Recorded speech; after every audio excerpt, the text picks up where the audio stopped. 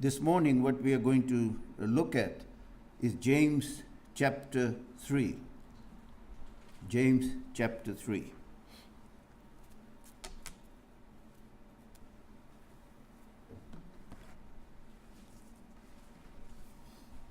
Okay.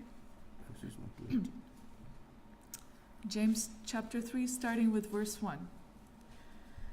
My brethren, let not many of you become teachers, knowing that we shall receive a stricter judgment. For we all stumble in many things. If anyone does not stumble in word, he is a perfect man, also able to bridle the whole body. Indeed, we put bits in horses' mouths that they may obey us, and we turn their whole body. Look also at ships. Although they are so large and are driven by fierce winds, they are turned by a very small rudder wherever the pilot desires. Even so, the tongue is a little member and boasts great things. See how great a forest a little fire kindles. And the tongue is a fire, a world of iniquity.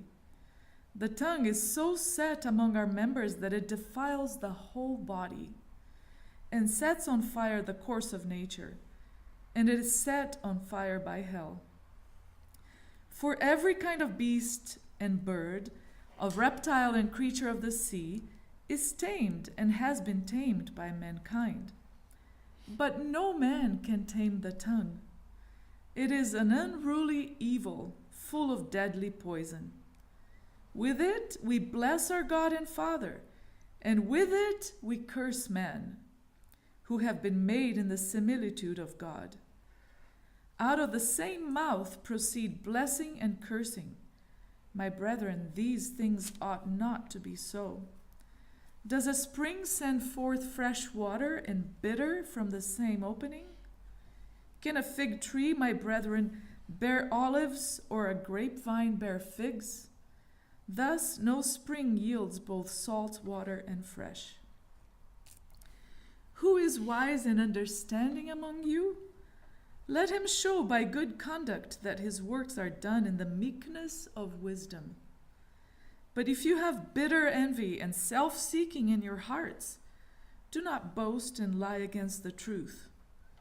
This wisdom does not descend from above, but is earthly, sensual, demonic. For where envy and self-seeking exist, confusion and every evil thing are there. But the wisdom that is from above is first pure, then peaceable, gentle, willing to yield, full of mercy and good fruits, without partiality and without hypocrisy. Now the fruit of righteousness is sown in peace by those who make peace. So here we will start and look at verse 1. Why did James write in such an uncompromising and strong language about the use of our tongues for evil? I believe to teach us the depth of evilness that is involved in the evil reign we give our tongues, which does the devil's work. And he does state that. Please note very carefully what is stated next. And I want us to pay particular attention to this. The way we use our tongues speaks volumes about what kind of character we really have inside of us. It reveals to others what we are truly like. So what is inside of us, our tongues speak. Such is also revealed in how we use our modern mode of communication. That is part of what James is stating in chapter 3. Keep that in mind, that we can be using our modern mode of communication to do the devil's work. Why? Why? Because that is part of the tongues that is being spoken in James chapter 3. There's a principle involved, and that's what I believe he's stating. it does disclose accurately whether we are the ambassadors of Jesus Christ or the emissaries of the father of lies, the devil. So every one of us, the way we speak, the way we communicate, the way we say things really reveals what is inside of us, and either we are ambassadors of Jesus Christ or we are emissaries of the devil. Do we have a tameable tongue which is under God's Spirit or agape love? Okay? Do we have that kind of a tongue, that kind of a mentality which is under God's Spirit of agape love, or the untamable tongue controlled by none other than the devil himself? How long, and here in 1 Kings 18:21, Elijah says, how long will we falter between two opinions? If the Lord is God, follow him, but if Baal, follow him. So we can be using our tongues in one or two ways also. So in verse 1, James, in verse 1, with agape love, refers to church members as what? Brethren. Okay? He calls them brethren. This is what he has to say to them. And he says it. Not many, and I'll be using at times in our study here the Amplified Version. This is the first time I've gone in, as I was putting together the study, I've used the Amplified Version, and I found it was very interesting. So I'll be using the Amplified Version in some of the statements I'm making. So he states, not many of you should become teachers, self-constituted censors and reprovers of others. So when I had stated that if in any way I had communicated to any one of you that I was a pastor of this church, this is what is being addressed. Not many of you, and he's talking not of the leadership, he's talking of church members. Not many of you should become teachers or self-constituted censors and reprovers of others. And now we're going to look in this connection, James chapter 1, verse 19, verse 26, and then James chapter 2, verses 12 and 13. We'll start with James chapter 1, verse 19.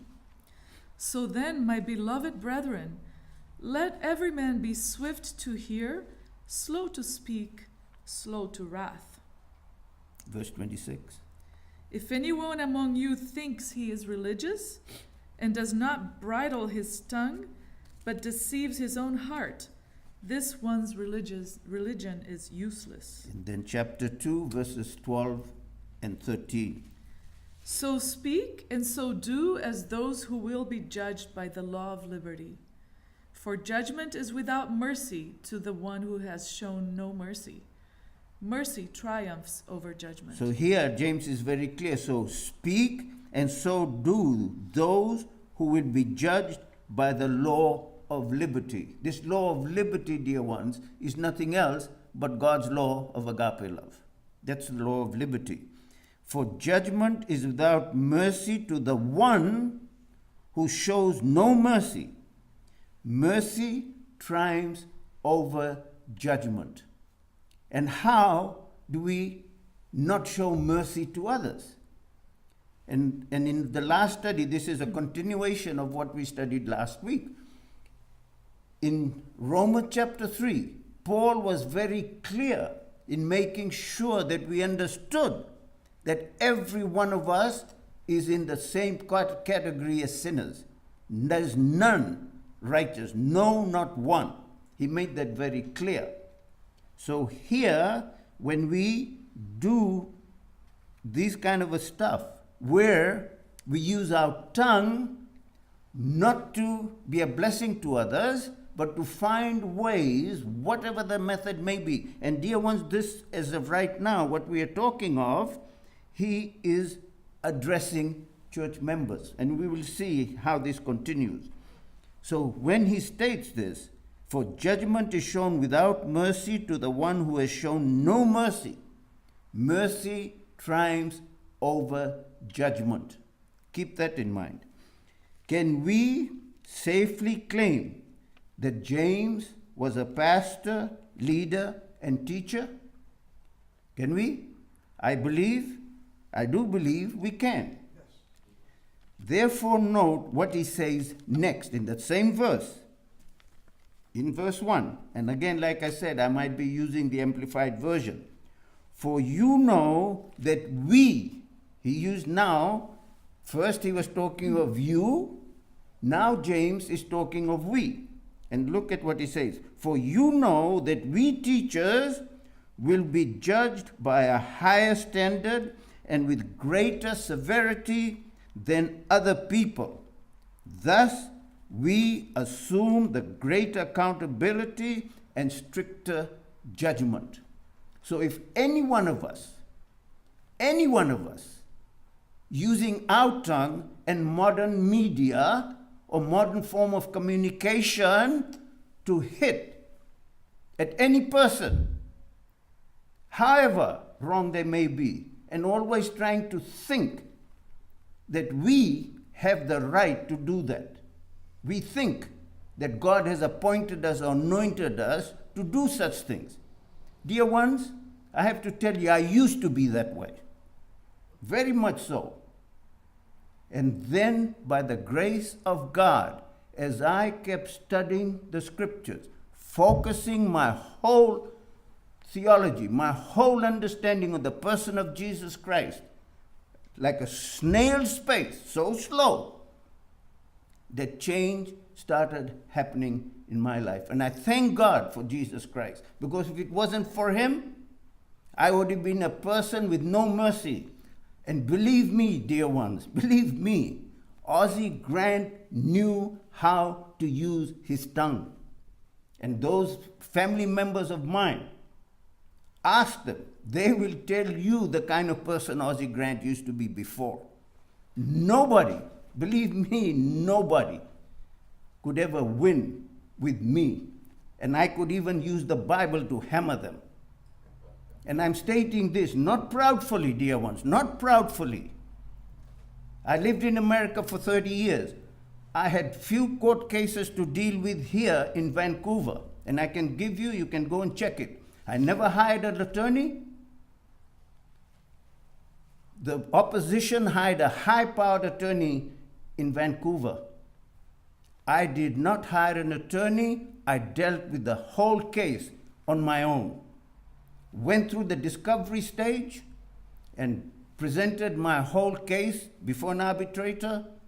The high-powered attorney, believe me, dear ones, backed off and said, we are not proceeding with the case. Why? Because in the discovery, I presented a solid case, and they knew that after this, I was going to sue them for costs.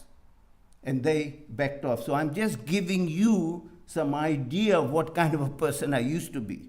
And I'm stating this. I'm still, and it has been a very slow, like a snail, because that's how Ozzie Grant was. From his young days, he was like this. And through the love of Jesus Christ, slowly and slowly I have let go. And I don't get involved with even theological controversies. I don't have to prove anything. Why? Because the God I know will take care of it. So if I don't agree with, say, John Mercer or John Simons, I don't have to push and use the Bible to try and prove that I'm right and you are wrong. I don't. I leave it. Why? Because the God I worship will take care of it if I have got the right kind of mind and attitude. So that's why he's making it very clear in verse 1 that as a teacher, and those of us who claim this kind of a responsibility, we better be very, very wise how we deal with it. In verse 2, now he talks, to leaders and church members, he says, both to leaders and church members, he says, we all often stumble and fall and offend in many things. Why? He's very clear what he's saying. To leaders and church members, he says, we all often stumble and fall and offend in many things. Why? Because we do not adhere in agape love to our respective responsibilities as church members and church leaders. So I, as a church member, must defer to the church leaders. I don't care whether I like it or I don't like it. That is my responsibility as a church member. I can go and talk on a one-to-one with a church leader and discuss if I have any grievance, but to try and create problems within the church and create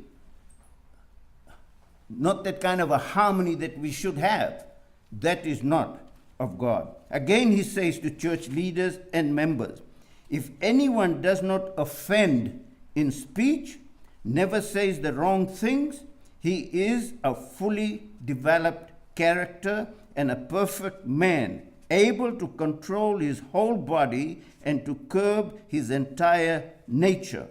With this, let us look at Jude verse 9. Very important what we're going to look at now. Jude verse 9. There's no chapter in Jude. Jude verse 9. And Jude is the last book before the book of Revelation. Jude verse 9. Yet Michael the archangel, in contending with the devil, when he disputed about the body of Moses, dared not bring against him a reviling accusation, but said, the Lord rebuke you. What did Michael do? And think of this, dear ones. Think of this, how important this is. Yet Michael the archangel, in contending with the who? The devil. The devil himself. Now, could Michael not have come up with a litany of things? And he could have used the Bible and come up with a litany of things. To what? To hammer the devil. What did he do? All he said, the Lord rebuke you.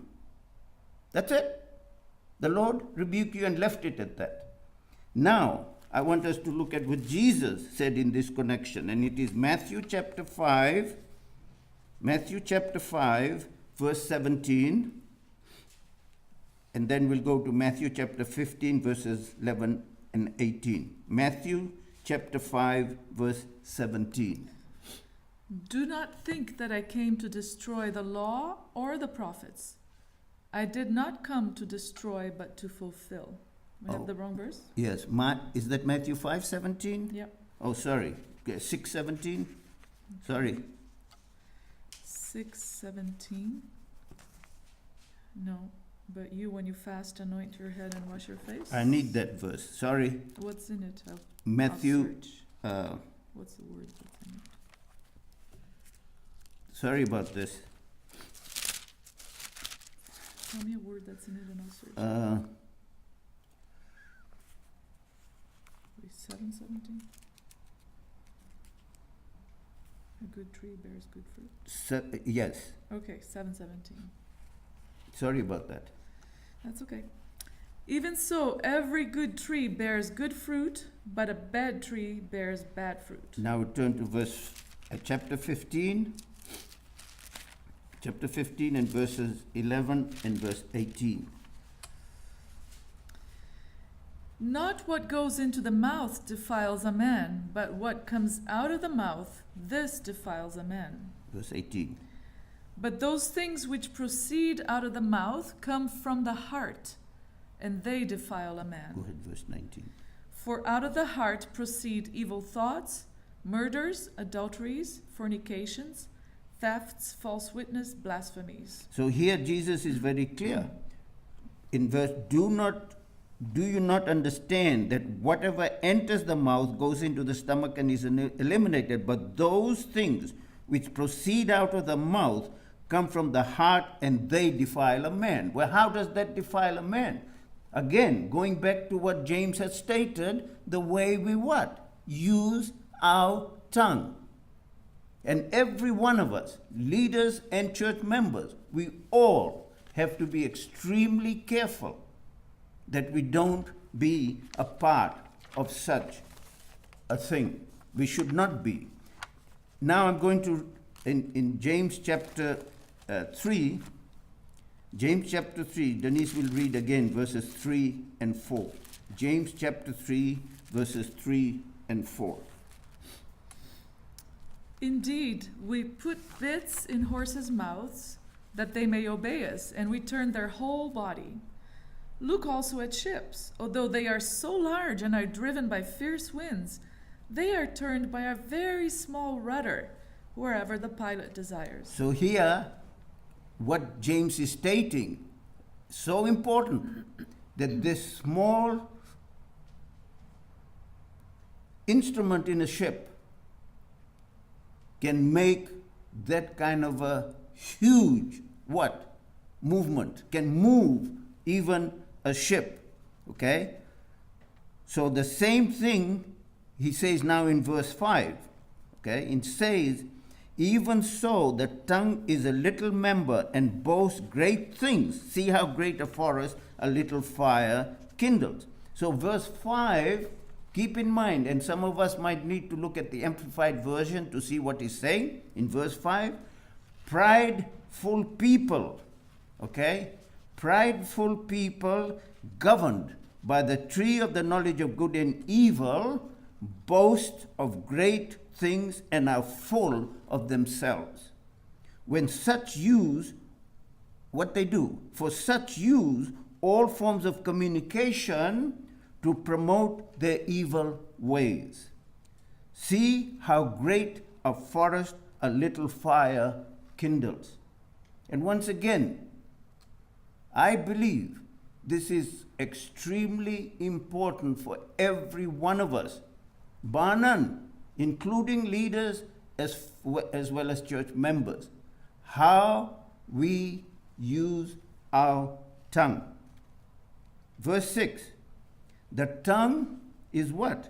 A fire. The tongue is a world of wickedness set among our members, contaminating and depraving the whole body and setting on fire everything.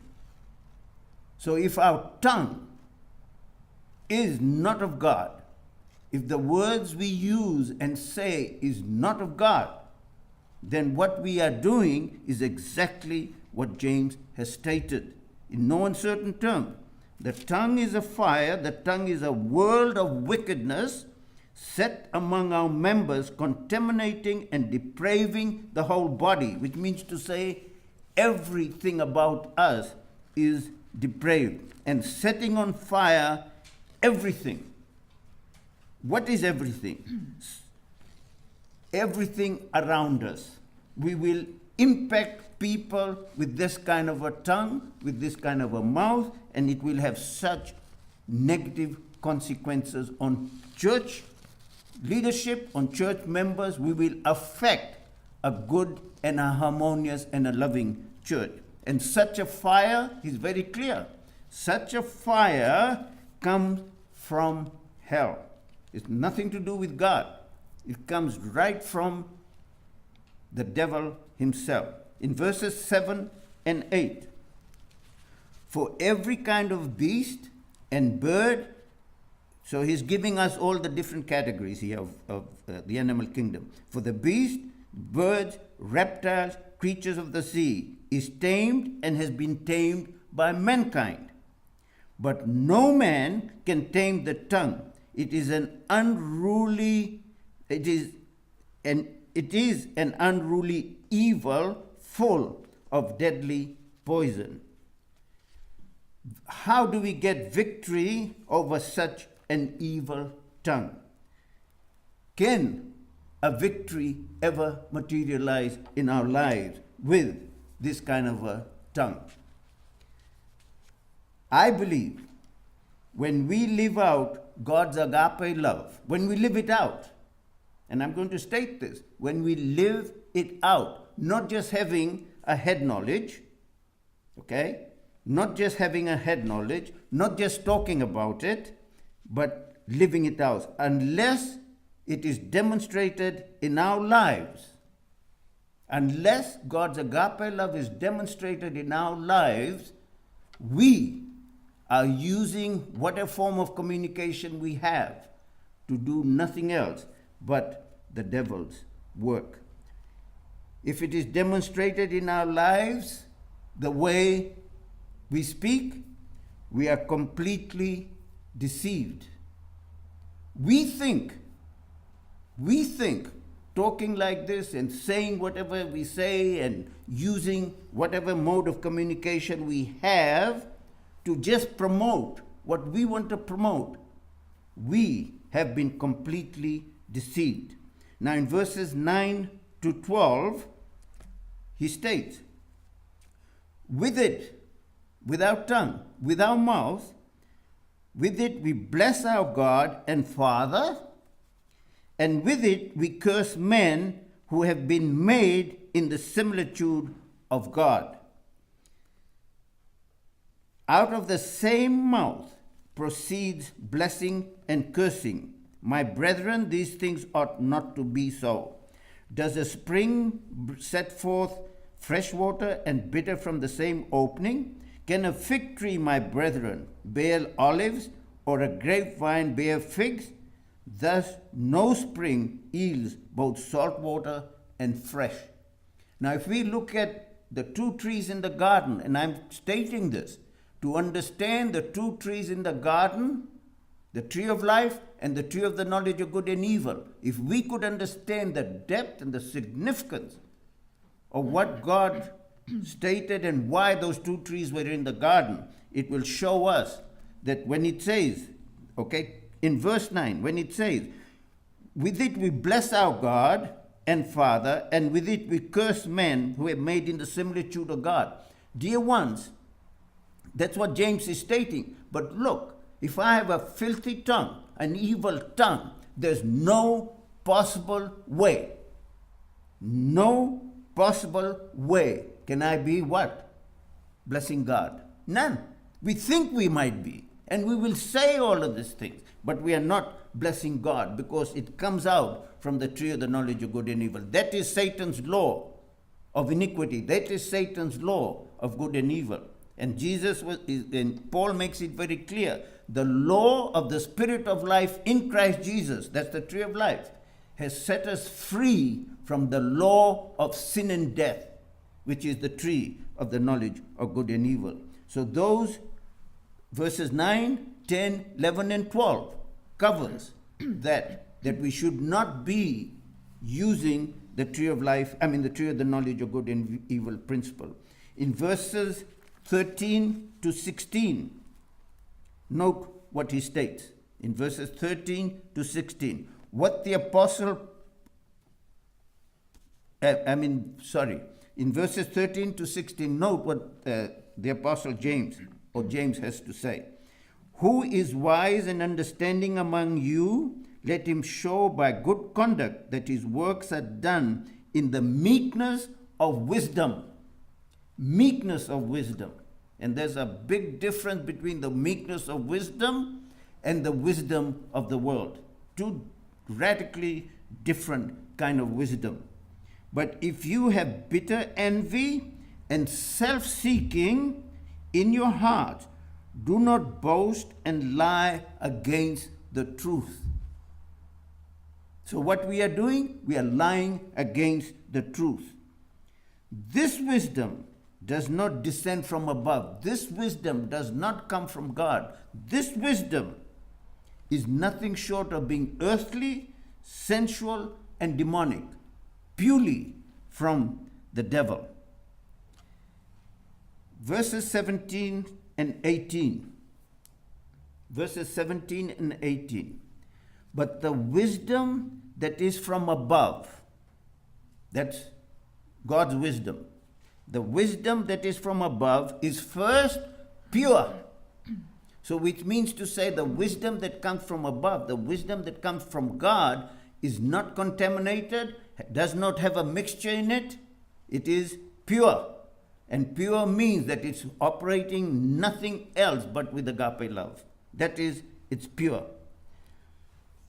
Then, peaceable. Now, if my tongue and my language and whatever mode of communication I am using, and it is not creating peace, but it is creating problems in the church, it's creating a schism in the church, it's hurting people in the church, whether they are leaders or members.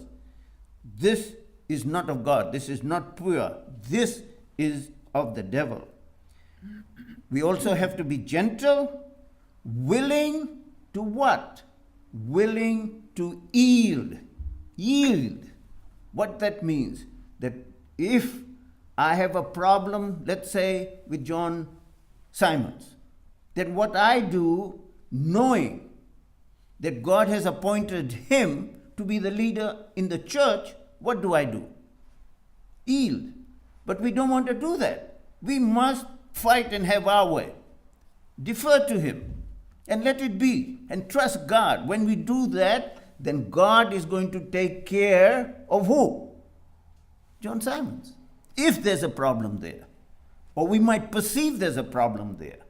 But when we do the right thing, then God will speak to us and show us that the problem is with me, not with John Simons. Okay? Full of mercy and good fruit, without partiality. Well, how can we be full of mercy and good fruit when we do nothing else but think that we are doing God's work and we are using the Bible to try and prove that we are doing God's work and that we have to take care of problems or evil or whatever it is, whatever it may be. We think that we should be doing these things. I don't believe that that is what we should be doing.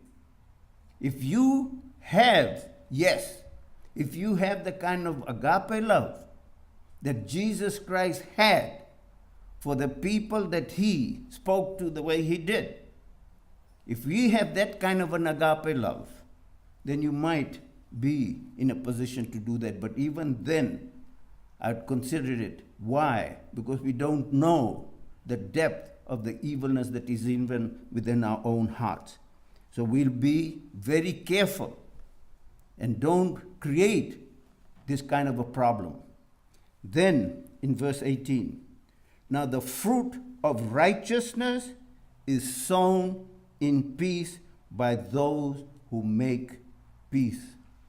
So the fruit of righteousness, that's God's righteousness, that God's agape love, is sown with or by peace, by those who make peace.